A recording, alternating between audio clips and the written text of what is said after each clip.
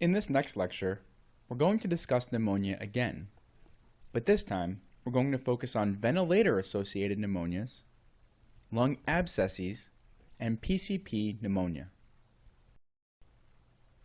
Healthcare-associated pneumonia, or hospital-acquired pneumonia, is defined as a pneumonia developing greater than 48 hours after hospital admission.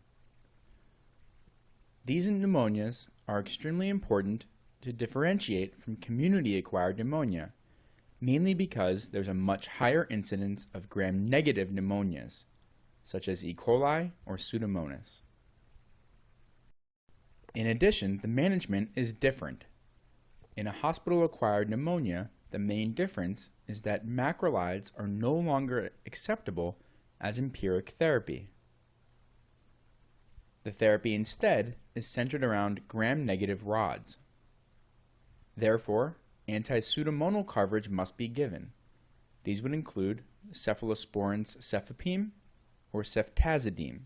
These are third and fourth generation cephalosporins with good anti-pseudomonal coverage. In addition, an anti-pseudomonal penicillin can also be used. This would be piperacillin tazobactam. In addition, you could use a carbapenem. These would be imipenem, meropenem, or doripenem. All of the above-mentioned agents have excellent gram-negative rod coverage and do cover Pseudomonas. Remember again, if you're going to use a penicillin, such as piperacillin or ticarcillin, you have to use it in combination with a beta-lactamase inhibitor, such as tazobactam, clavulanic acid. This is the only way that these drugs will be effective against something like Pseudomonas. One type of hospital-acquired pneumonia would be that associated with use of the ventilator, or a ventilator-associated pneumonia. These are important to distinguish from other types of hospital-acquired pneumonia because mechanical ventilation interferes with normal mucociliary clearance of respiratory tract infections. For example, the patient is unable to cough. In addition, positive pressure is tremendously damaging, and it can cause inability to clear colonization of bacteria. Ventilator-associated pneumonia has an incidence as high as 5% per day in the first few days on a ventilator, and it's therefore very important to maintain high vigilance for infection in these patients. Notably, it can be quite difficult to make a diagnosis of a ventilator-associated pneumonia. These patients are often very, very ill and have multiple countercurrent illnesses such as CHF. Things to look out for would include a new fever, one that developed after being placed on the ventilator, or a new white blood cell count, a new infiltrate on a chest x-ray, or purulent secretions coming out of the endotracheal tube that are either increased or different in appearance than those previously. Any of these would be indicative that the patient may have developed a ventilator-associated pneumonia. Unfortunately, sputum culture is nearly worthless in diagnosing pneumonia in these patients.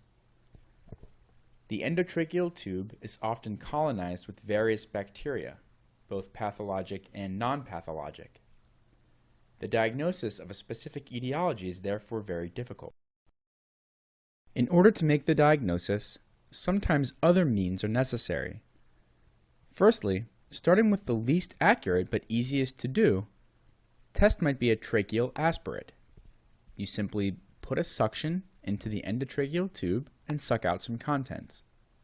Very easy, but very inaccurate. Again, these patients are going to have colonized bacteria in their ET tube. Therefore, it's hard to tell whether what you're getting is actually causing pneumonia. Next, we have bronchoalveolar lavage, which requires bronchoscopy. The bronchoscope is placed deeper in the lungs where there are not supposed to be organisms. You're therefore going deeper than the ET tube goes. However, you can still contaminate the bronchoscope when you're passing it through the nasopharynx. The most accurate test would be a protected brush specimen. However, this is also the most dangerous. In this situation, the tip of the bronchoscope is covered when it's passed through the nasopharynx and then uncovered only once you're inside the lungs. This is much more specific and with decreased contamination. One thing to watch out for in patients who are on the ventilator and may have pneumonia would be the presence of diffuse subcutaneous emphysema, as seen in the chest X-ray on your screen. Subcutaneous emphysema is abnormal. It represents leakage of air into the soft tissue of the chest wall. Causes may include placement of a chest tube, but might also include damage secondary to positive pressure ventilation from the ventilator. The management of ventilator-associated pneumonia involves the combination of 3 different drugs. Firstly, you must administer an anti-pseudomonal beta-lactam. Pseudomonas is extremely common in the hospital and a very common cause of ventilator-associated pneumonia. Options include a cephalosporin, which must be 3rd generation like ceftazidime, or 4th generation such as cefepime. A penicillin, such as piperacillin, can only be given if a beta-lactamase inhibitor is given concomitantly, most commonly tazobactam. Or carbapenem can be given, which might include imipenem, meropenem, or doripenem. However, one anti-pseudomonal drug is usually not enough. We like to add a second anti-pseudomonal agent. That's because Pseudomonas is a bug with lots of antibiotic resistance. Your first drug, either the cephalosporin, penicillin, or carbapenem, might not be enough to kill the certain strain of Pseudomonas that your patient has. Therefore, another one, such as an aminoglycoside, gentamicin, tobramycin, or amikacin, should be given at the same time as the first anti-pseudomonal beta-lactam is administered. Remember, you can always peel off antibiotic coverage later when the patient starts to improve.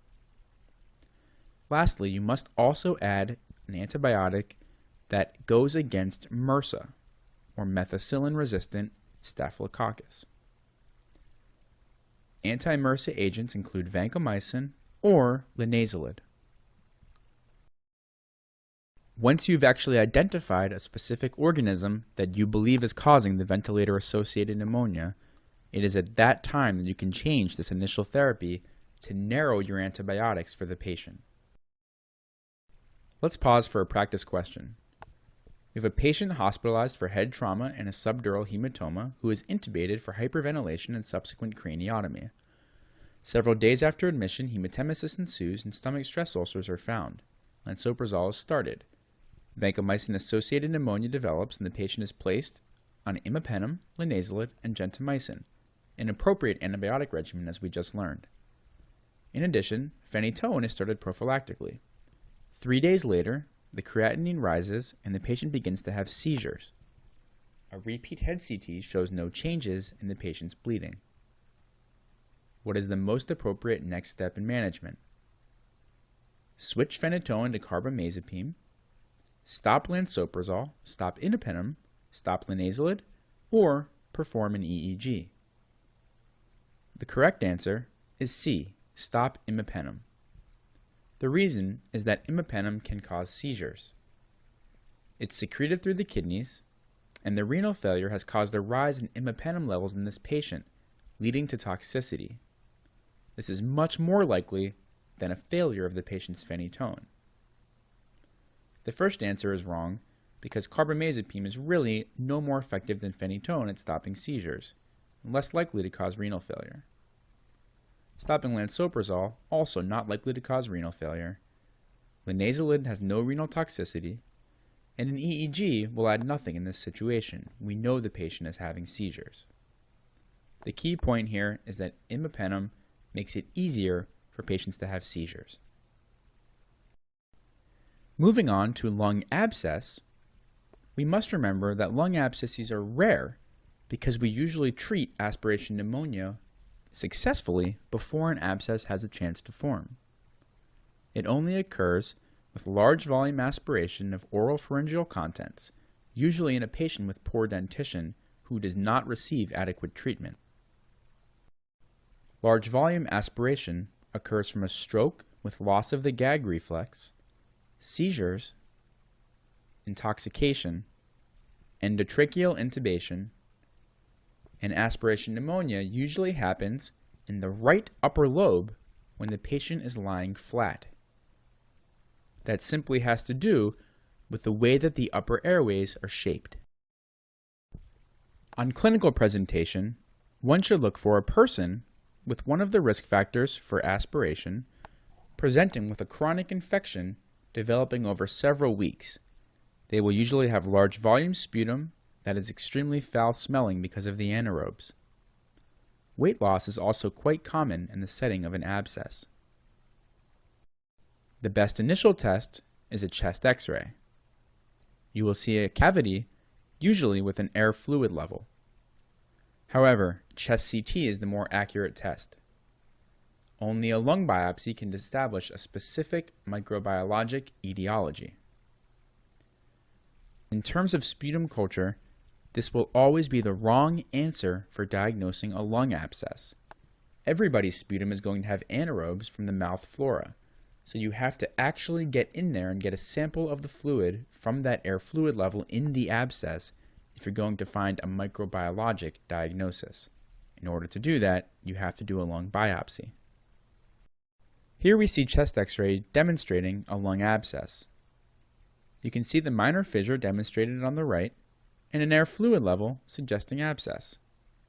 On the lateral film, we see an air fluid level again and this major fissure separating the upper and lower lobes. There's a very thick wall in this particular abscess cavity. Clindamycin is the optimal treatment for lung abscess, and that's because clindamycin has excellent anaerobic coverage. Let us move on to PCP pneumonia. PCP got its name because it used to be called P. carinii. It has now been renamed P. girovici, but we still use PCP to talk about this disease. It's almost exclusively found in patients with AIDS whose CD4 count is less than 200 and who are not on prophylactic therapy. It also occurs in chronically immunosuppressed patients, especially those on long-term, high-dose steroids.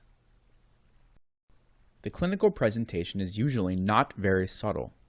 You're going to see a patient presenting with severe dyspnea on exertion, usually a dry, non-productive cough, but a cough that is quite severe, as well as high fevers. The question on step 2 will often suggest or directly state that the CD4 count is low and that the patient is not on PCP prophylaxis. In terms of diagnosing PCP, the best initial test is usually a chest X-ray, which will show bilateral interstitial infiltrates. Also, an ABG would be an acceptable answer, looking for evidence of hypoxia via an increased AA gradient. In addition, patients with PCP pneumonia will usually have an elevated LDH. This is almost always the case, so if the LDH is normal, you can feel quite confident that the patient does not have PCP. The most accurate test for diagnosing PCP, as we've already mentioned, is bronchoalveolar lavage. As we've said, the sputum stain for PCP is often negative. However, if positive, it is very specific for PCP. If it's positive, there's no need to do further testing. If it's negative, however, bronchoscopy must be done as the best diagnostic test. Remember, with PCP, the normal LDH means you should not answer PCP as the most likely diagnosis. Another tip for step 2 is that this test usually asks you what the most likely diagnosis is, not what the for sure diagnosis is. Therefore, with regard to PCP, remember that you cannot distinguish it from mycoplasma, chlamydia, or viruses by X-ray alone. However, in an HIV patient, PCP is the most likely answer with the presence of interstitial infiltrates. With PCP, the management is pretty easy to remember because the best initial therapy is the same for both treatment and prophylaxis. This involves trimethoprim sulfamethoxazole. You can also add steroids to decrease the mortality of PCP if it is severe. We define severe PCP as a PaO2 of less than 70 or an AA gradient of greater than 35. Alternative therapies if the patient has an allergy to trimethoprim sulfamethoxazole include atovaquone. You can also use this if the PCP is mild and there's only mild hypoxia. If there's toxicity from the TMP-SMX or from atovaquone, you can switch to clindamycin and primaquine. An alternative would be pentamidine. Let's take a look at another practice question. Here we have an HIV-positive African-American man admitted with dyspnea, dry cough, high LDH, and a PaO2 of 63. He started on trimethoprim sulfamethoxazole and prednisone. On the third hospital day, he developed severe neutropenia and a rash. He has anemia, and the smear shows bite cells. What is the most appropriate next step in management? Stop the trimethoprim sulfamethoxazole, begin antiretroviral medications, switch current treatment to intravenous pentamidine, switch current treatment to aerosol pentamidine, or switch the current treatment to clindamycin and primaquine. The correct answer is C, to switch the trimethoprim sulfamethoxazole to intravenous pentamidine. A rash is the most common adverse effect of trimethoprim sulfamethoxazole, and bone marrow suppression is the second most common adverse effect. This patient has both. Although primaquine may have more efficacy than pentamidine, the patient seems to have glucose 6-phosphate dehydrogenase, or G6PD, deficiency, as evidenced by anemia and bite cells seen on the smear. There's no need to stop treatment altogether. The patient needs to be treated for his PCP. Beginning antiretroviral medications should be done eventually, but they will not help with an acute opportunistic infection. Switching the patient's current therapy to aerosolized pentamidine is not correct because you must use IV therapy for active disease. Lastly, answer E is also incorrect because primaquine is contraindicated due to the patient's G6PD deficiency.